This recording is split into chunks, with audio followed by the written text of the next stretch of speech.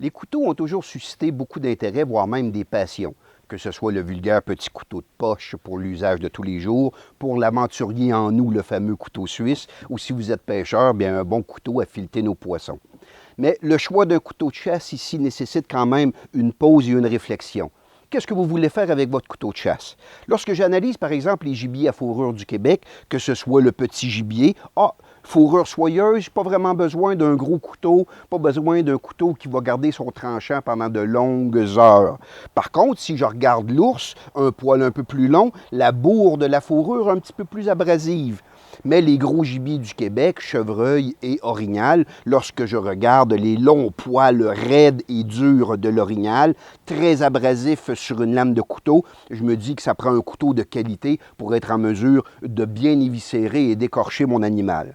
C'est pour ça qu'en magasin, le rayon des couteaux est souvent bien garni et les préposés sont formés pour bien répondre à vos questions. Par exemple, aux États-Unis, il y a la couteau Bock qui a un acier qui est très dur, mais qui garde son tranchant.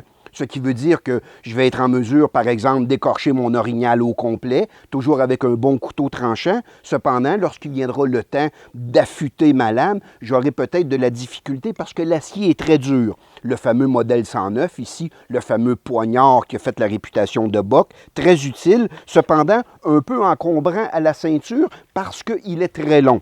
C'est pour ça que si vous êtes amateur de chasse au cerf de Virginie, le petit modèle 105 a juste la bonne longueur de lame pour bien éviscérer, par exemple, et faire le contour de l'anus sans risquer de percer la vessie de votre chevreuil.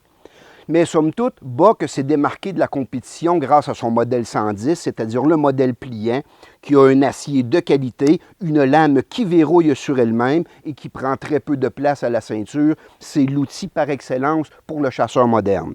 Cependant, il manque un outil important sur ce couteau-là, soit finalement notre premier trait de couteau pour éviter d'endommager les viscères, percer la panse et percer l'intestin. C'est pour ça qu'on va se munir du fameux couteau Wyoming, le genre de crochet permettant la première incision. Donc ici, pour faire un travail propre, je serai muni de deux outils dans le but d'écorcher proprement et d'éviscérer proprement mes gibiers.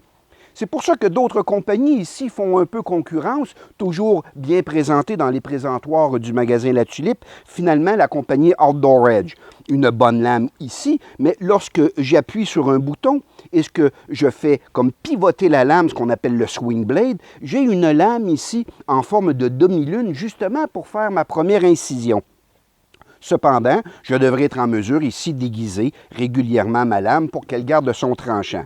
Qu'à cela ne tienne, Outdoor Edge a sorti finalement un couteau muni d'une lame tranchante comme un rasoir, un véritable scalpel que la lame, une fois émoussée, en pressant sur un bouton, je la détache et je la jette pour la remplacer par une nouvelle. C'est véritablement l'innovation dans le domaine des couteaux de chasse. Couteau tranchant, quand ça ne fonctionne plus, je la change. Donc ici, ils reviennent avec le fameux couteau à lame interchangeable et évidemment, ils ont muni le modèle ici de la fameuse demi-lune pour notre première incision. Donc, les deux outils ici réunis en un.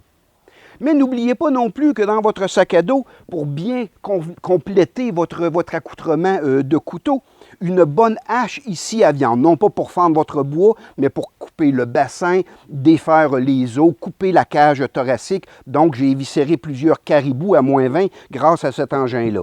Et que dire également de l'incontournable, la fameuse scie à viande pour scier les pattes et la tête et pour sortir notre gibier en quartier.